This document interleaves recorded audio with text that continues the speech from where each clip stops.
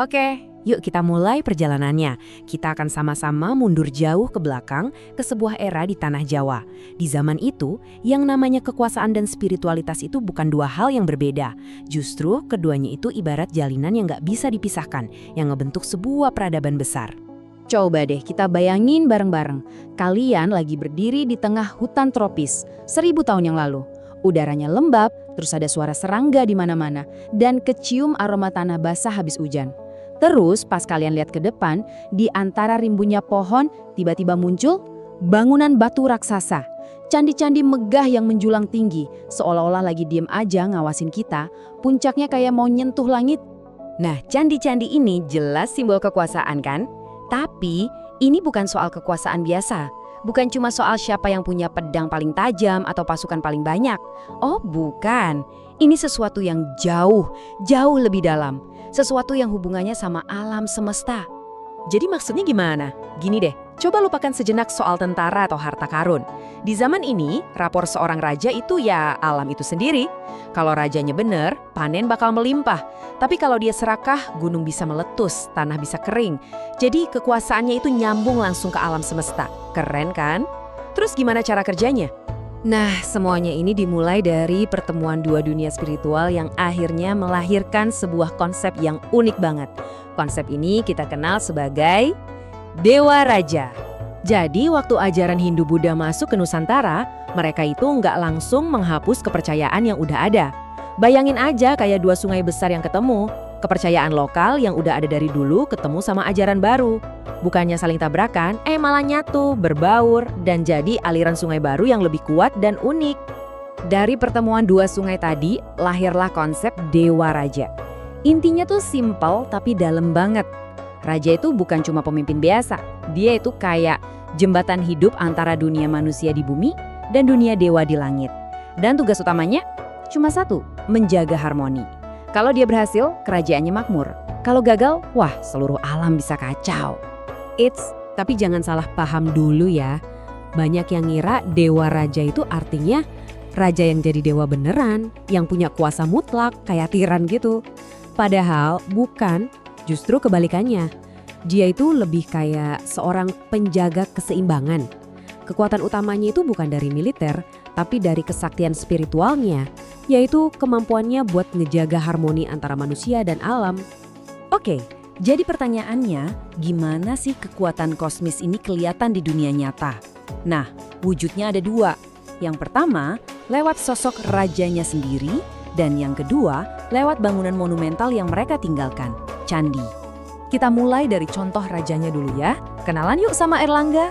Beliau ini raja dari abad ke-11 dan kisahnya itu, wah bener-bener contoh sempurna apa artinya jadi seorang dewa raja. Jadi ceritanya, Airlangga ini jadi raja pas kerajaannya lagi kacau balau. Tapi hebatnya, dia berhasil menyatukan lagi tanah Jawa yang terpecah belah dan membangun kerajaan Kahuripan. Rakyat melihat dia bukan cuma sebagai pemimpin perang yang hebat, tapi sebagai orang yang punya kesaktian buat balikin harmoni. Nah, puncaknya, dan ini yang paling luar biasa, di akhir hidupnya dia malah ninggalin tahta buat jadi pertapa. Ini bukti kalau buat dia, harmoni alam semesta itu jauh lebih penting daripada kekuasaan duniawi. Dan ternyata apa yang dilakukan Airlangga ini bukan cuma cerita sesaat.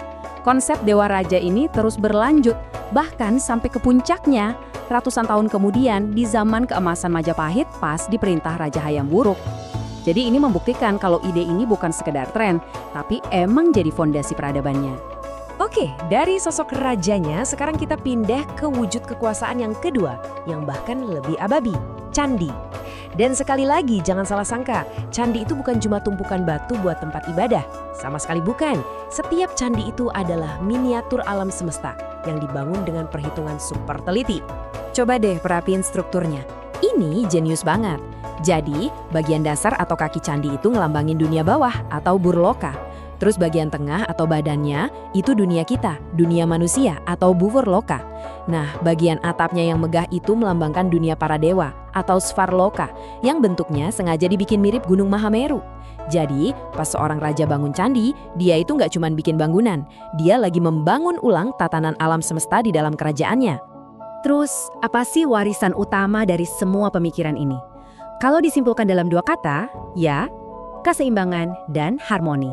Akibatnya itu benar-benar langsung terasa. Gampangnya gini, kalau raja adil dan bijaksana, alam bakal ngebales dengan panen yang melimpah dan kemakmuran.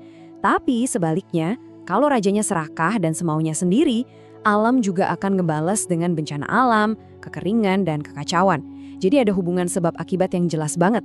Jadi, kalau kita mau tarik satu pelajaran paling penting dari semua ini, ya ini dia. Tugas utama seorang pemimpin itu ternyata bukan soal ngumpulin harta atau menaklukkan wilayah baru. Bukan. Tugas mereka yang paling suci adalah gimana caranya supaya bisa selaras dengan hukum alam semesta. Kenapa? Karena nasib rakyatnya ya bergantung sama keselarasan itu. Makanya, candi-candi yang masih berdiri sampai sekarang itu bukan cuma batu. Mereka itu saksi bisu dari sebuah filosofi agung. Sebuah pengingat bahwa kekuasaan sejati itu ternyata bukan tentang menguasai manusia, tapi tentang menjaga harmoni seluruh alam semesta. Nah, ini yang akhirnya membawa kita kembali ke zaman sekarang. Di dunia modern kita yang serba cepat, di mana sukses seringkali diukur cuma dari angka pertumbuhan, mungkin ada sesuatu yang bisa kita pelajari dari filosofi kuno ini ya. Sebuah pengingat kalau kekuasaan terbesar itu justru ada pada kemampuan untuk menjaga keseimbangan. Menurut kalian, pelajaran apa yang paling relevan buat kita hari ini? Coba deh kita renungkan sama-sama.